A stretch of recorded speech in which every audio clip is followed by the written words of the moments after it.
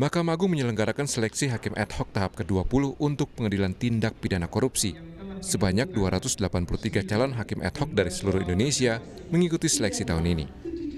Untuk pelaksanaan seleksi hakim dilakukan pada masing-masing provinsi yang membutuhkan posisi hakim ad hoc tipikor.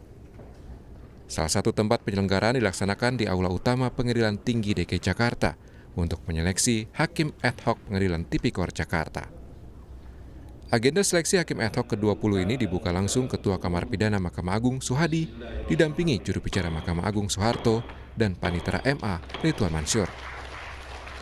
Dari perwakilan Pengadilan Tinggi DKI Jakarta, dihadiri Wakil Ketua Pengadilan Tinggi Heru Pramono. Sebanyak 47 calon hakim ad hoc ikut mengikuti seleksi tertulis pada seleksi hakim ad hoc Jakarta. Dalam pembukaan seleksi, Ketua Kamar Pidana MA Suhadi mengatakan, seleksi dilakukan untuk mendapatkan hakim ad hoc tipikor yang berkredibilitas tinggi dan kompeten.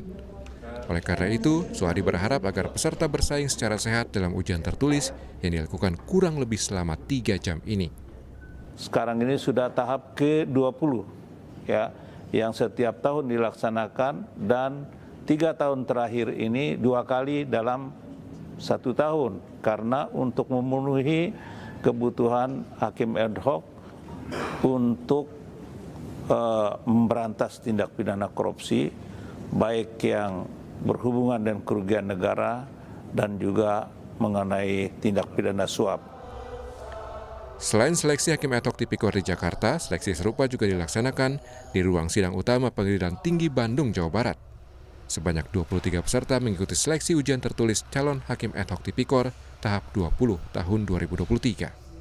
Ya, jadi memang kami mengharapkan dalam seleksi ini akan didapatkan para calon hakim ad hoc yang memang mempunyai kualitas dalam pengetahuan, ya, dan juga integritas yang baik.